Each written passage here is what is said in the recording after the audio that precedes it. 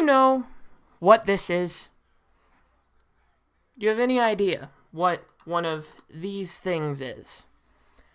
This is a lovely device known as an accent warmer. Now, what is an accent warmer, you may ask? Well, what you do is you simply take the plug, you plug it into the wall, you flick this switch right here, you put something in this tray here, you put wax cubes, much like these that you can get at Walmart for like 96 cents for 6 of them. You put the wax cubes in this tray right here, you put the tray on top of the warming device in the accent warmer, you plug it in, you turn it on, and it melts the wax and gives off beautiful fragrances for hours on end. I could put wax in this accent warmer, plug it into the wall, turn it on, let it melt, and within about 10 minutes, I would be enjoying something that I enjoyed more than the majority of the 3 hours tonight. But you're going to say that it was a good show, regardless. There are some people that are just going to be out there saying, oh, but this was a great show. You don't understand. This was an amazing show. Having Braun Strowman versus The Big Show in the main event was a great idea. Really now. I will admit, I did sort of enjoy the main event. One of the first Big Show matches that I've ever somewhat remotely enjoyed. I did enjoy the main event because of the way that they hyped it up the whole show. But other than that, I could plug this thing into the wall. In fact, I'm going to do that now. Let me grab my cranberry mandarin wax cube. Yo, Jack Swagger! Yo, give me some cranberries and mandarin oranges off of your catering cart. No, you don't have mandarin oranges. You only have Texas Ruby Red grapefruits? We're in California, man. Well, you only got Texas Ruby Red grapefruits. What are you doing? Oh, you don't have cranberries? You only have blackberries? What the... I asked for cranberries, bro. You want to make this catering thing your next thing after wrestling, you need to pick up the slack a little bit more, man. God, cranberries and mandarin oranges. Anyways, my selection of choice is mandarin cranberry. Frick's sake, if this camera does not adjust. There we go, perfect. I'm going to take this cranberry mandarin wax. I'm going to open it up if it will allow me to. This is happening live on camera with my properly adjusted camera right now. Oh, this smells so good if you guys could smell this right now. It smells amazing. You would have way more fun just smelling this than you did watching 3 hours worth of television tonight. It's amazing. Then we take out the other cube in here. You can put 1 to 2 cubes in at a time. I just elect to put in 2 just because the scent is a bit stronger. So, we have our 2 mandarin cranberry wax cubes in the device. We take it over here to my destination of choice. Now, you can put it anywhere. I decide to put it here because it is right next to my bed. Right there. And then we plug it into the wall. Why the hell am I exposing my back to you? I don't know. We take it, we plug it in to an electrical socket. And then you take this switch here, and then you flick it, and then there's a light that comes on right there. You can see it here on the wall. It comes on, and that will eventually melt those wax cubes, and I will be enjoying the amazing fragrance of mandarin cranberry. Sorry for my back making a surprise cameo there, but I will enjoy that more than any of the 3 hours that we got tonight. Well, most of them. There were 3 segments again this week. 2 weeks in a row. There were 3 segments that were good on this entire show. I would say the Brock Lesnar backstage sit down with Michael Cole was great. The opening segment was amazing. And then the Cruiserweight Championship contract signing was okay. I'm not going to say that that was great. Not going to say it was amazing like the Brock sit down or the opening segment with Kevin Owens. But I will say the Cruiserweight contract signing was okay. That was pretty good. So anyway, Raw. Oh, God. Should we get into this garbage show besides the 2 giants in the main event? Let's just get into this. Raw for your February 20th, 2017 Monday night was live from the Staples Center in Los Angeles, California. We open up on a screen with a tribute to George the Animal Steele. In case you didn't know, we lost 2 wrestling legends this week. We lost Ivan Koloff and George the Animal Steel, both WWE Hall of Famers. Absolutely incredible people. Just really sad to lose them. I'm glad that they did not have to live in order to see this travesty known as Monday Night Raw. I'm very happy for that. So, to open the show, after the brief tribute screen to George the Animal Steel, they had a full tribute later on in the show. We had a recap of last week's Monday Night Raw. The Festival of Friendship between Kevin Owens and Chris Jericho was recapped, where Owens, of course, turned on Chris Jericho, and their best friendship is no more. And in my opinion, this is just to give Goldberg, more believability in his capability to beat Kevin Owens. Because with Chris Jericho in the corner, you would have always thought that Jericho was going to just get in there somehow and interfere. But with Jericho gone and out of the picture, it makes it more believable that Goldberg will just pin Kevin Owens with no work whatsoever. So that was a recap of the Festival of Friendship. And then after that Festival of Friendship recap, the show opens with, what a shock! Kevin Owens, the damn champion. I love the open already. The second that they said, well, please welcome the Universal Champion Kevin Owens, I was like, great opening already. The second that you said that Kevin Owens was opening the show, the opening was great. He was sitting down in a chair, facing the hard cam with a mic in his hand and his Universal title over one shoulder. And he has legit heat on him now. He has legit heat on him. He has, he attacked a beloved character in Chris Jericho last week. He has legitimate heat on him. And he was just absolutely incredible. He was in a nice suit, looked great, looked like he had just gone down Rodeo Drive to buy that thing. Looked absolutely incredible on the guy. He looked like $1 million tonight. Just to me, I love Kevin Owens promos just because they're so much different than everybody else on Raw, because everybody else on Raw just seems so tense, so whenever it comes to their promos, and it seems like they're always scared to mess up, so that causes them to stumble over their words in their promos. Kevin Owens doesn't do that. He just rips straight through a promo. I wouldn't be surprised if they just let him go out there and shoot. Like, I wouldn't be shocked at that. Just because Kevin Owens is so good, you're almost like, how can this guy be reading from a script? Because he's that good with his promos.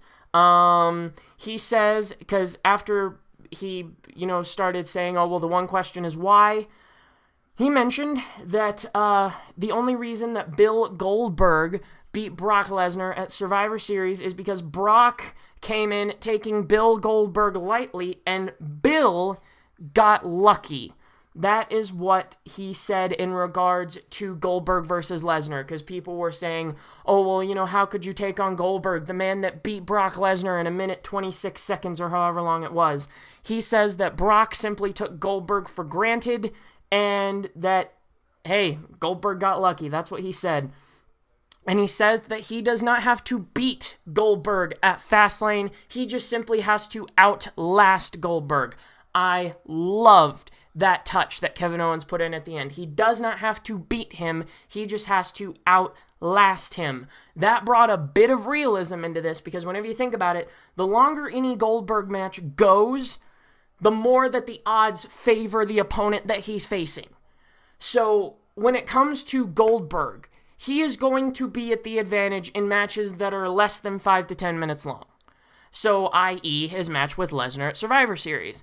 But Kevin Owens says that at Fastlane, he will outsmart him, he will outrun him, he will outlast Goldberg. And that is his strategy to defeat him.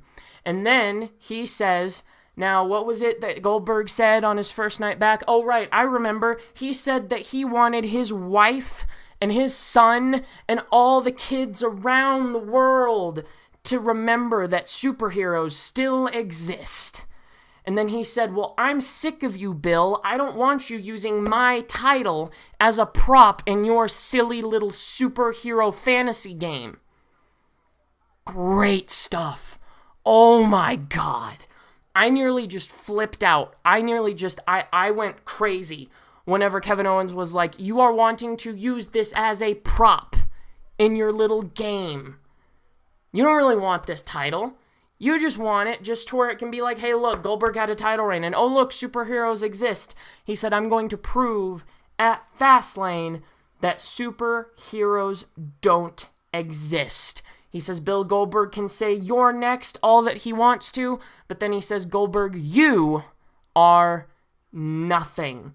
Absolutely loved that. And then he picks the mic back up because people are chanting Y2J, Y2J, of course alluding to Chris Jericho. And he says, now as far as Chris Jericho is concerned,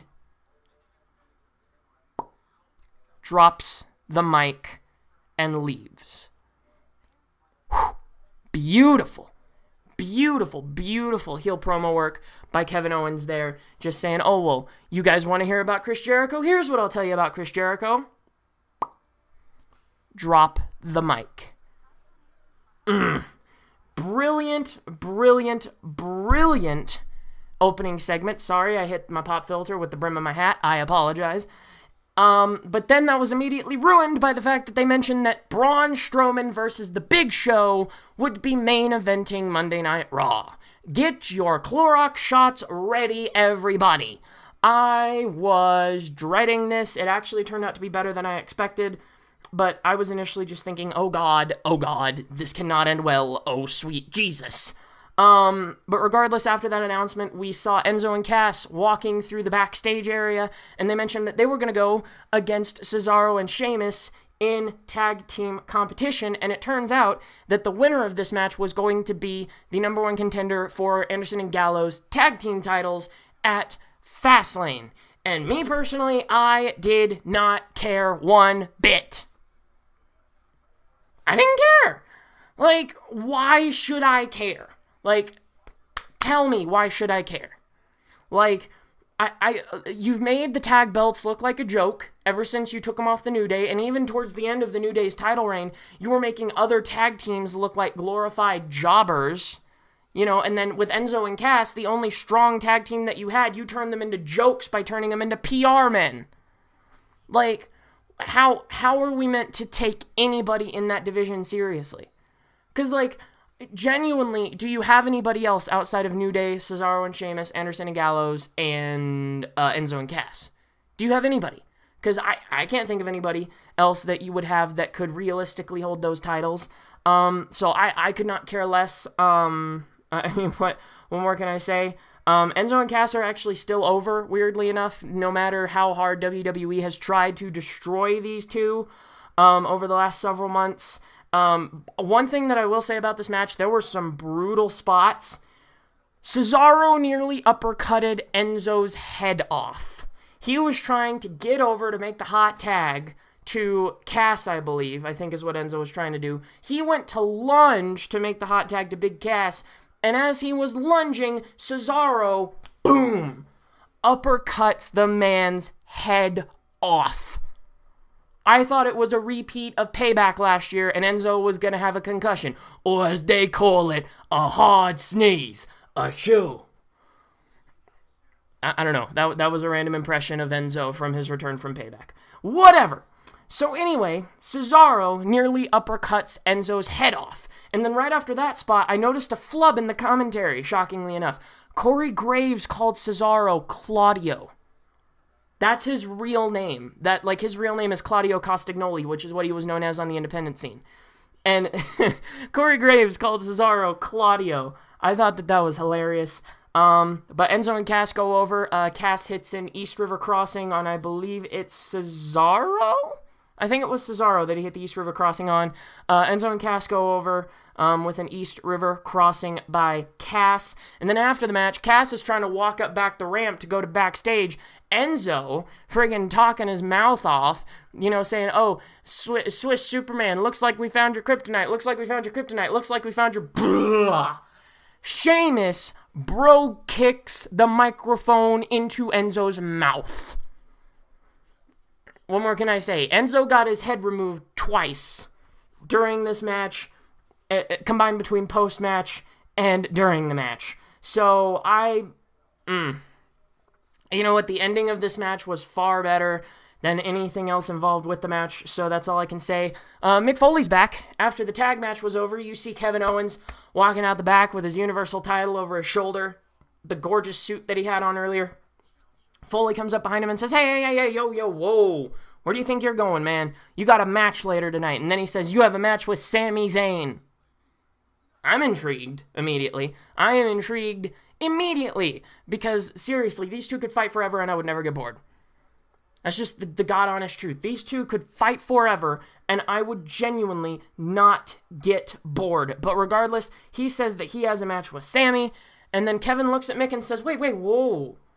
I thought you liked Sami, man. What are you doing putting him in a match with me, bro? If you keep putting these guys into matches with me, at this rate, you're going to have more guys on the injured reserve than you're going to have in your locker room. I was like, this man, he's so good. And he's so good. Like, how are you not giving this man more props than he deserves? How are you not giving this man more rubs than he deserves? How are you not giving this man more mic time? How are you not giving this man more important matches on your show? One of the best talkers on the main roster right now. One of the best promos that you have on the main roster right now. And you made him look like a joke as a champion. You don't give him any big matches on television. You have him win dirty in every single pay-per-view match. But he's one of the best talents you got. WWE creative, everybody. Good job. But that backstage promo with Mick Foley was absolutely incredible. I really, really, really love that. Then, like I said, I go watch KO versus Sami all day long. Then Foley backstage again! Just as we saw him with Kevin Owens, then it went to commercial break. Just as it came back from commercial break, Foley's talking on the cell phone with somebody. He always seems to be talking on the cell phone with somebody, but it's never anybody important. Okay? Then guess who comes up? Mr. Boreman Gaines, Mr. Lowman Lames himself. Roman Reigns, everyone. Golf clap for you. How does that sound? Roman, you get a golf clap, and then the club, Anderson and Gallows, come out post-burial. Surprised that they were able to make it out of the shallow grave that WWE dug for them last week. They came out yet again to face Roman, and, Foley says, you want to handle these guys? You want to match with these guys? And Roman says, oh yeah. And Foley says, okay, we'll find a partner, and then I will make the match, as long as you find a partner. And he says, I don't need a partner. I can take these two all by myself. That's heelish. Bro, that is a heelish thing to say. Saying screw you to the babyface general manager, saying, I don't need a partner.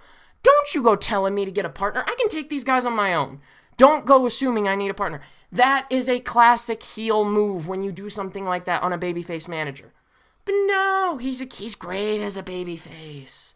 They need to keep pushing him as a babyface. Oh, really good idea.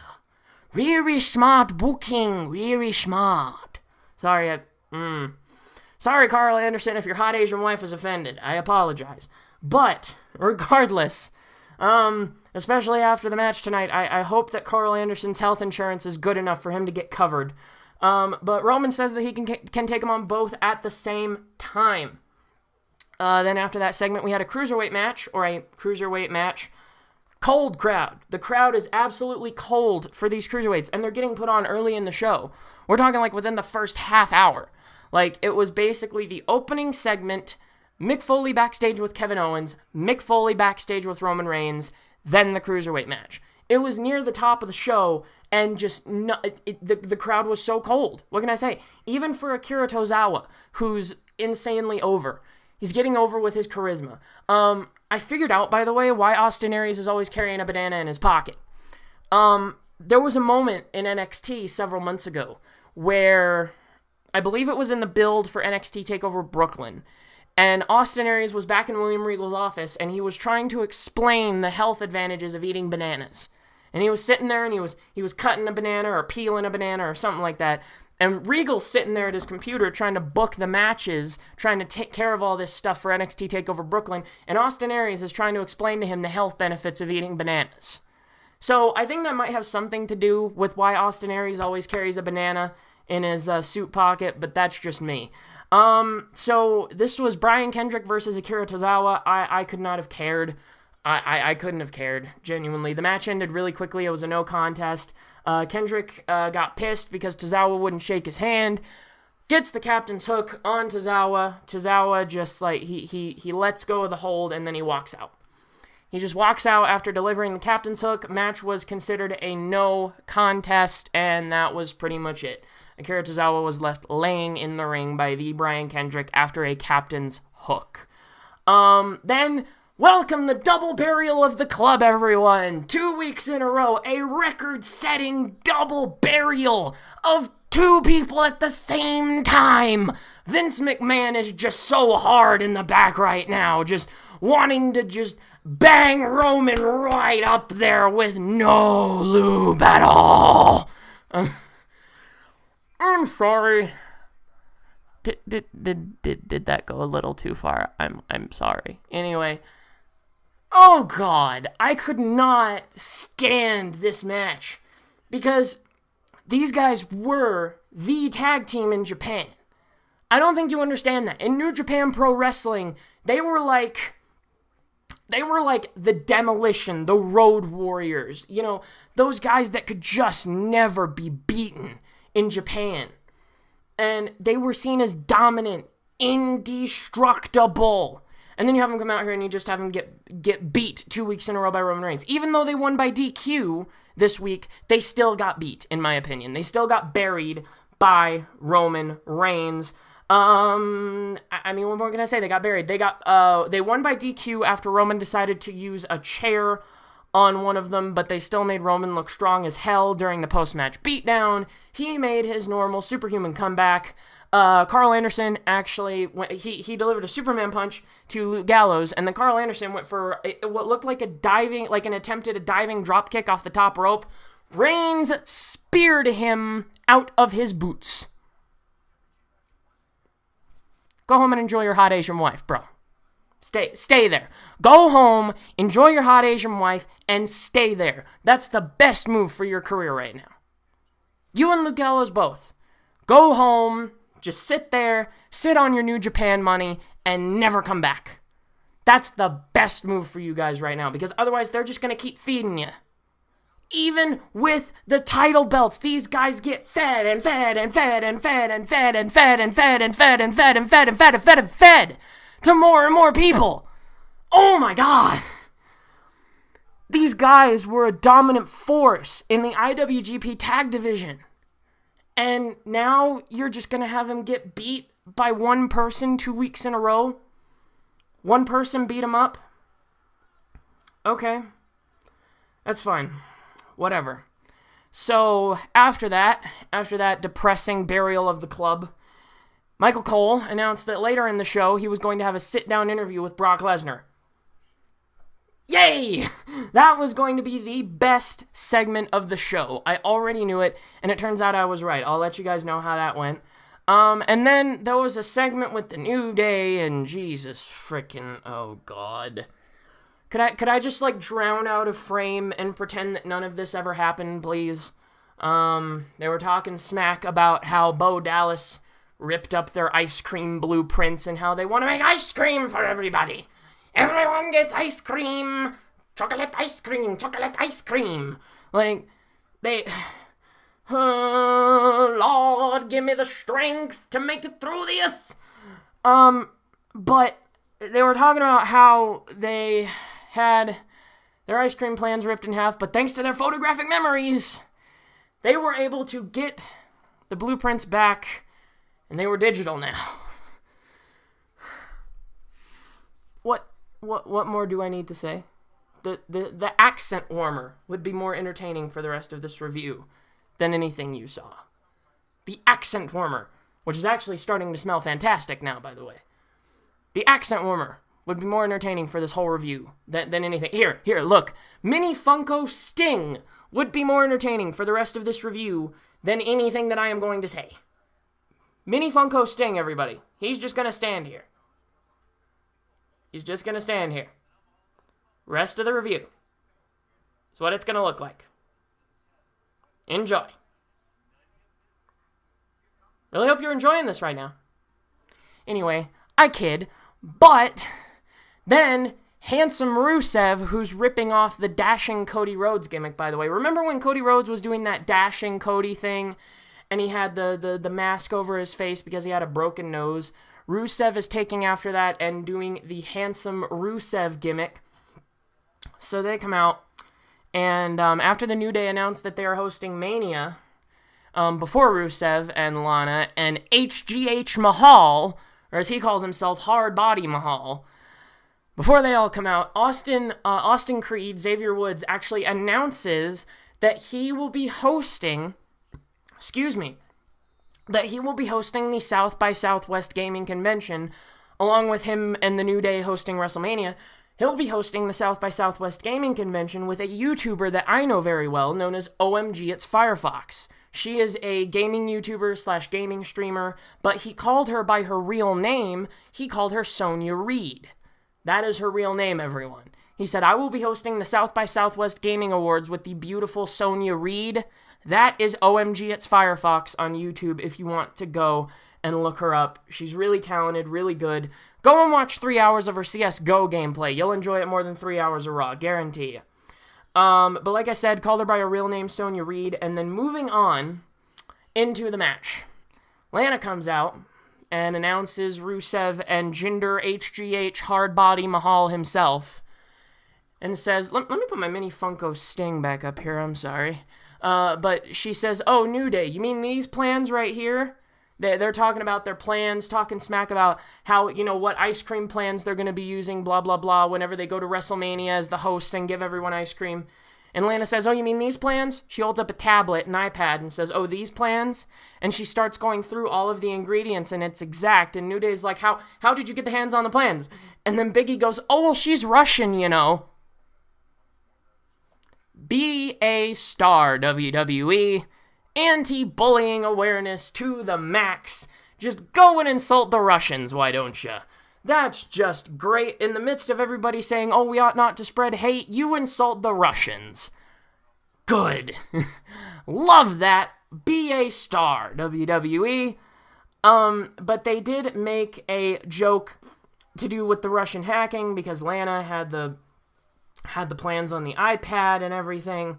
So then, during the match between Rusev, Mahal, and the New Day, Xavier Woods came up behind Lana. I thought he was going to poke her in the butt with his trombone slide. I thought that would have been way better than what actually happened, but I'll take what actually happened. Thought he was going to poke her in the butt with the trombone slide, which would have been gold, but instead he just blares the loudest trombone note I've ever heard right behind Lana, and it scares her, and she throws the iPad up in the air. He catches it behind him. And then she's all pissed. She's angry. He honked Francesca 2.0 at her. It scared the plans out. And he caught it. And then he ripped up the iPad. And then I believe it was Kofi that pinned Mahal with the Midnight Hour at the end of the match. And so the New Day win with the Midnight Hour. Then after that, we had a great tribute to George the Animal Steele. If you can go and find it on like WWE's YouTube channel or something like that, I recommend that you go and watch it. What little bit I've seen of George the Animal Steele, he seemed like a really cool person, seemed like a really great in-ring performer. So yeah, they just had a really great tribute to George the Animal Steele after the match between New Day, Rusev, and Mahal. Then there was the Cruiserweight contract signing, a segment that I actually thought was quite good.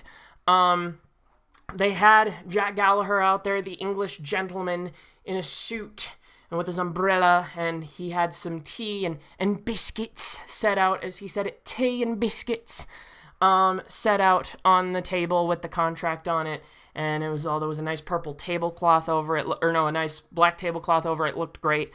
So regardless, Neville comes out, walks down the ring with his Cruiserweight Championship, he just holds his Cruiserweight title, walks down to the ring, no bullshit, gets in the ring, signs the contract, puts the pen down, starts to walk out of the ring.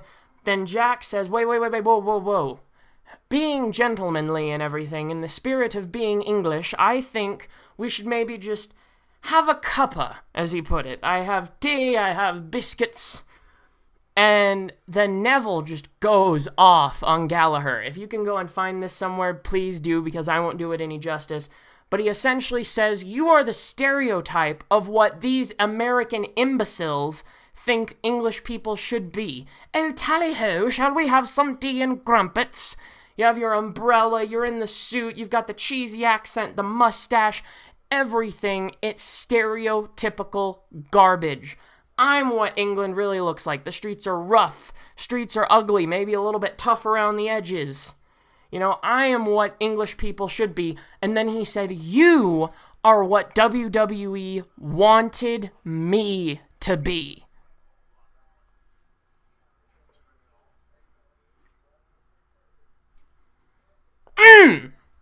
Mic drop, please. He said, you are what WWE wanted me to be. Oh, Neville is damn good as a heel. Yes, please, that is tasty. So Neville says, you, Jack Gallagher, are simply what WWE wanted me to be. Next section of my notes here. So then Jack says that this is just him. He says that the suit, everything, the umbrella, the mustache certainly doesn't come off at night. I like that being said. He said that that's just how he was raised. Loved, and he said, you, however, you were not raised this way. It just, he basically insulted the way that Neville was raised. Neville flipped the table. Done. Segment over. Good segment. I like the segment. Then after that segment, we had Nia Jax versus Sarah Pierce. Local jobber versus Nia Jax. And in the middle of this match, there were actually "Let's Go Jobber" chants. Real good job, WWE, at getting your monster heels over. Great job. Having "Let's Go Jobber" chants going during a Nia Jax match. But Jax wins with a Samoan drop. Her Samoan drop is better than Roman Reigns' Samoan drop by a long shot. Believe me. Nia Jax's Samoan drop is better than Roman Reigns' by a country mile. It is better than his. Then they have Bayley come out to respond to Charlotte's demands on Twitter. Charlotte said, essentially, either you give up the women's title or I will take it from you. You should do the right thing and relinquish it and give me back my title. Bayley comes out. She doesn't get a huge pop like I expected her to. Them being in her home state of California, I expected the roof to blow off the place when her music hit, but it didn't. So I guess that kind of shows maybe you should have saved this for Mania, because she didn't get as big a pop as I thought she would. That's just me being honest. Of course, there were chants of "you deserve it" once she got in the ring. And then Bayley, she honestly looked dumb in her promo that she cut after, because she wasn't acknowledging what Sasha Banks did. She wasn't acknowledging, she seemed like that was just an afterthought to her. She didn't acknowledge Sasha in any way, and she was also just kind of stumbling over herself a little bit in her promo. And then Steph's music hit. Gee, what a shock. Steph comes out. And she honestly made Bayley look like a baby. Seriously. Like she was talking to her in this little baby talk voice. And she said, the Bayley that I know would never win like that, and you know that. You don't want to win like that. You don't want to have a tarnished title reign, do you? She's trying to convince her to relinquish the title and says that she cannot win like that. Then Sasha comes out and does her normal BFF shtick with Bayley. It is just a matter of time before this best friendship is broken as well. It is only a matter of time before Sasha turns on Bayley. I guarantee it. And then the roof will blow off of whatever building they are in whenever Sasha turns on Bayley. But she does the normal BFF shtick with Bayley. Stephanie tries to talk down Bayley and Sasha. They're not having any of it.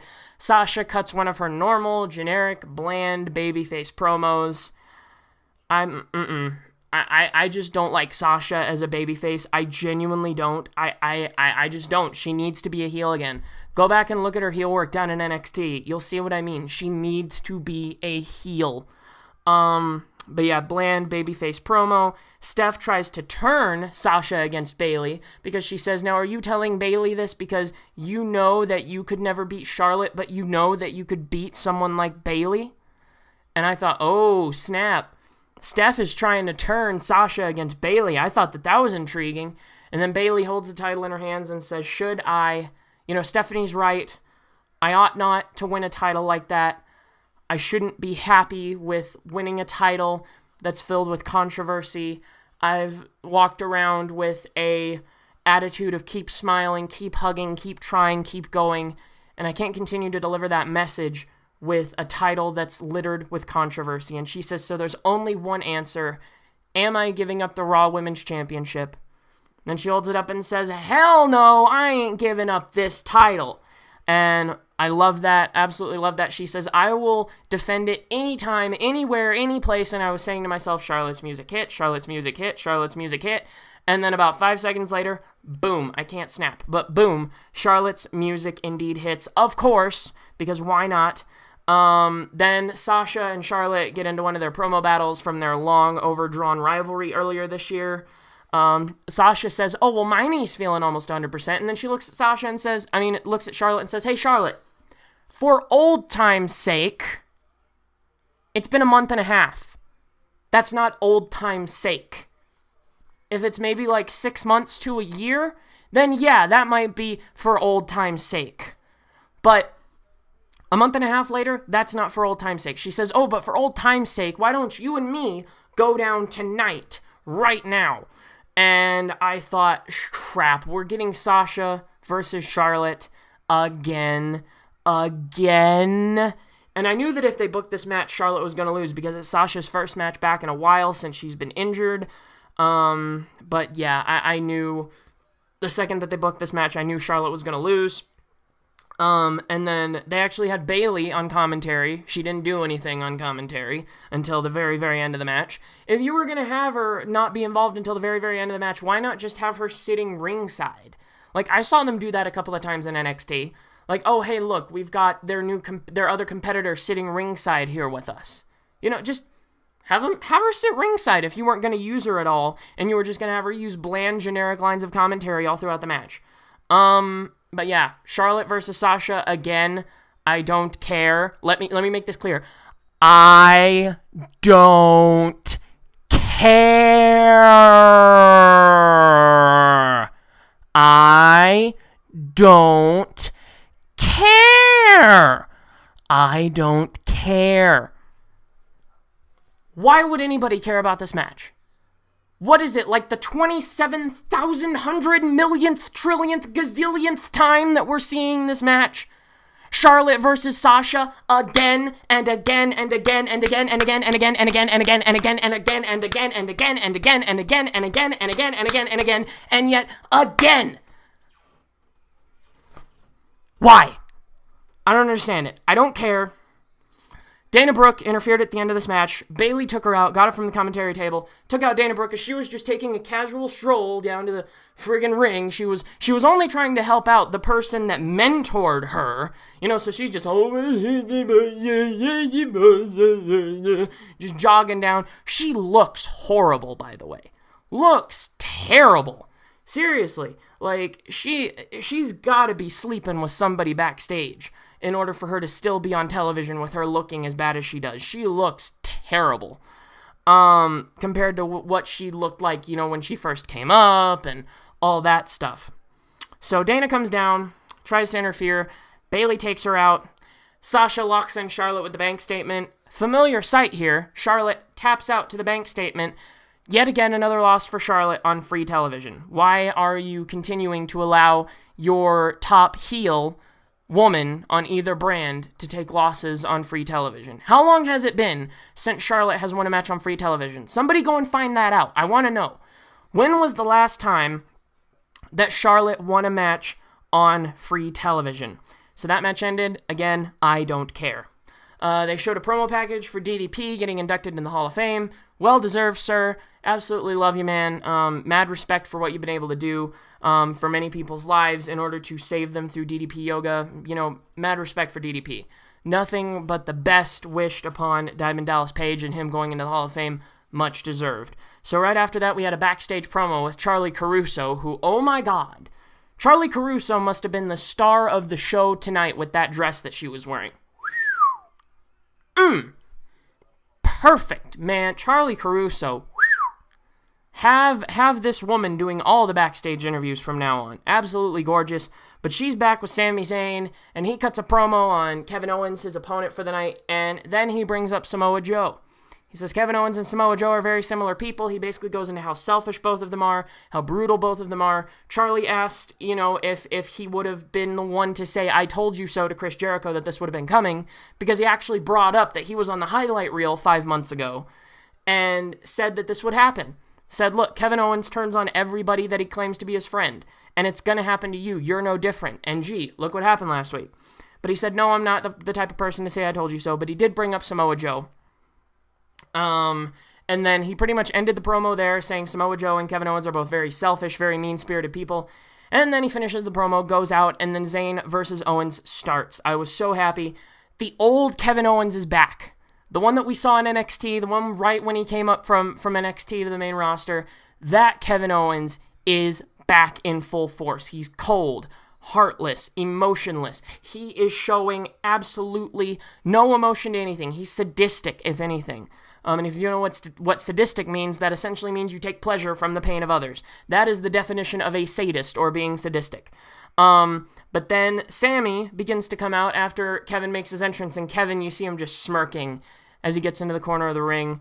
And then Sammy's music hits, he comes out, and then Joe comes up from behind. Samoa Joe comes up and beats Sammy senseless. He comes up, bombards him from behind, is giving him constant punches and blows. He's throwing him against the barricades. He's throwing him against the ring post. He's throwing him against the ring steps. He's throwing him against everything. And the whole time he's being like, say my name again. Say my name again. I didn't know if Joe was trying to beat up the guy or was trying to be a dominatrix for him. He's just like, say my name again. Say it. Say my name again. He was saying last week, you better put some respect on my name or not bring it up out of your mouth at all. And then just before he slams him into the ring post one last time, he says, this is your world now. This is your world now. Best pure heel that you got. Best pure heel. Kevin Owens into pure heel. He gets cheered out of most of the buildings he performs in. Samoa Joe is the best legit heel that you have. He's the most believable legit heel that you have. What more can I say? Absolutely amazing. Joe beats him senseless. Owens wins quick with a pop-up powerbomb. He does a couple of big splashes in the corner to Sami Zayn, does a couple of cannonballs, gets him up, arm wrenches him, pulls him in, pop-up powerbomb. Owens wins quick with his signature pop-up powerbomb. I was giddy as a schoolgirl for this next segment because it was the much-anticipated Brock Lesnar and Paul Heyman sit-down interview with Michael Cole. They showed that, and then they immediately went to commercial after they showed that it was coming up next, and then they had just a real quick tribute to Ivan Koloff just before they came back on air. I was wondering whenever they were going to mention Ivan Koloff, because he also passed away this last week. So, Ivan Koloff, they had a really touching tribute for him up on the board. And then back there, Foley and Stephanie again, just before the sit-down interview with Brock Lesnar. Foley and Steph again. Backstage, Stephanie was wondering why Foley didn't come out and defend her during her segment with the women. And he was saying, oh, well, I was wanting to come out, but I was wanting to come out to congratulate Bayley on her victory as Raw Women's Champion. And then he said, oh, well, he essentially said, I enjoyed watching you get humiliated. He said, I enjoyed watching you get humiliated. That's what he said. And then she said, what you are saying is bordering on insubordinate. Do not test me like one of my children does. And then essentially Foley says, I've already told you once, don't try to make me look stupid, blah, blah, blah. Normal back and forth shtick between a babyface and a heel, and then the promo cuts. And then they cut to the Paul Heyman and Brock Lesnar backstage sit-down interview with Michael Cole. And I was worried. I was scared for Michael Cole's life. Like, I thought that Lesnar was going to kill Michael Cole with some of the things that he was talking about. Because he was bringing up, like, now Goldberg, the man that beat you at Survivor Series, that defeated you at Survivor Series in 1 minute and 26 seconds. And the man who eliminated you from the Royal Rumble. It's confirmed. And I'm like, oh my God, don't bring that up. He'll kill you. He will kill you. Like, I was scared that he was just going to get up and rip Michael Cole to shreds. And I thought he was going to for a minute because Paul Heyman said, whoa. If you don't mind, let me take the reins here. And so Lesnar got up and I was like, oh God. He got up and advanced towards Michael Cole. I got scared. Cole got up. Lesnar grabs Cole's chair, sits it right in front of the back cam, and then sits right there, just staring like this into the camera. And the camera zoomed in closer and closer and closer onto Lesnar's face as Paul Heyman's promo went on and further on. It was a beautiful promo by Paul Heyman. All I can say is if you can find it, if WWE uploads it to their YouTube channel, go and listen to it. It's absolutely incredible. But essentially, he said that with the title on the line at Fastlane, that Lesnar would love nothing more than to take the Universal title off of Goldberg at WrestleMania if the stipulation should allow it. He cannot wait to take that Universal title off of Goldberg at WrestleMania if the match and the way that Fastlane goes should allow it to. Then we had Braun versus Show. Braun Strowman versus the Big Show for the main event. Time for your Clorox shots. Chug down a bottle of Clorox, why don't you, for this main event. Although actually this was a bearable main event. I really liked it. And Show started the match off early by getting over Strowman, and he actually did a wrist lock, and then Strowman, who's 6'9", almost 400 pounds. He's like 6'9", 390 pounds. He rolls through the wrist lock and then does a kip up. There have been clips all over YouTube of Strowman on the house show circuit doing a kip up. Like, there have been clips and clips and clips of Strowman at all these house shows doing kip ups because him and the Big Show were, like, you know, doing all these matches on house shows. But seriously, like, I've never seen a man that size do a kip up. Never. I have never seen a man that size do a kip up. So Braun Strowman is impressive. And I feel like if you put this guy in the right scenario, he could be a world title holder. He could be one of the most monstrous world champions that you have right now. But it just depends. You got to push him right. You got to put him in the right scenario. You got to put him with the right guys. The announcers seemed a little bit too hyped up for this match. I will say that. There were moments in this match where they were just going crazy like there was a world title on the line, and they were screaming and jumping and freaking just whenever like a move would be kicked out of. Like Strowman kicked out of Big Show's knockout punch, and they were just, oh my God! They went insane because Strowman kicked out of Big Show's knockout punch. I didn't quite get it. But then Big Show kicked from the running power slam by Braun Strowman. That I was shocked by, although it wasn't really a running power slam. Strowman's knees were kind of bending under him, so he just kind of laid Big Show down on the mat and then kind of just laid on top of him to give the power slam effect. And then he pinned him. Big Show kicked out. And then Braun Strowman wins with a running power slam. And he hit a legitimate running power slam on the Big Show. And then just where Braun's music would hit normally when you would hear the music after somebody wins a match, Roman's music hits in that spot, and he comes out and he starts trying to wail on Braun Strowman, hits a Superman punch, it stumbles Braun Strowman for a second, hits a second Superman punch, gets Braun Strowman down in the corner, but then Strowman gets up, he counters an attempted spear by Roman Reigns into a drop kick. He hit a missile drop kick coming out of the corner to counter a spear by Reigns.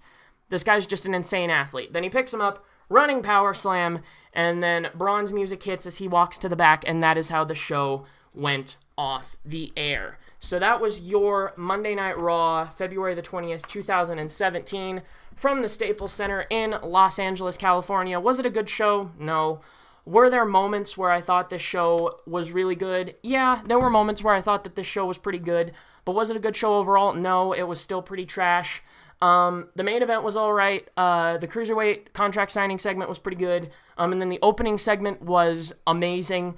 And then the sit down with Lesnar and Heyman was amazing. So those were really the only points of the show that I would say were good. Everything else was garbage. But anyway, I hope that you guys enjoyed that. I really do.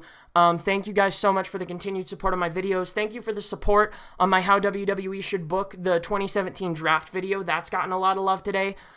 when I uploaded it. So thank you guys so much for that.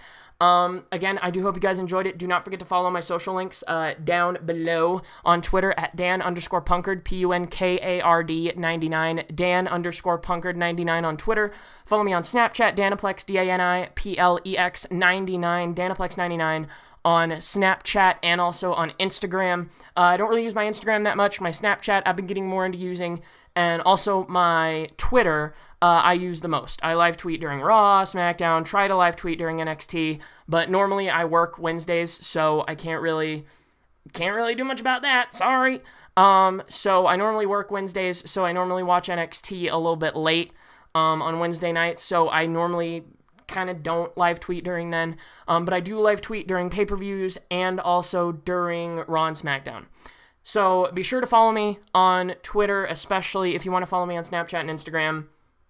Go ahead, why not? But regardless, I hope that you guys enjoyed this. If you did, hit the like button down below. Also, comment down below. Let me know what you thought of Raw. Did you think it was good? If you did, you're blocked. Did you think it was bad? Did you think that it was okay? Did you think it was so-so? So like I said, like, comment down below. Also, do not forget to click the little red button down below and subscribe. If you want to, even share the video if you would like. Please do share the video if you think that this is something your friends might enjoy or whatever. But again, don't forget to click the little red button down below and subscribe and ring the bell so that you can get automatic text or email notifications every time that there is anything going on my channel. Anytime I reply to a comment, anytime that I upload, anytime that I pretty much do anything on YouTube, you will get notifications. So subscribe and ring the bell. Thank you guys so much for watching. You guys keep yourself safe, and I'll see you at a later date. Farewell.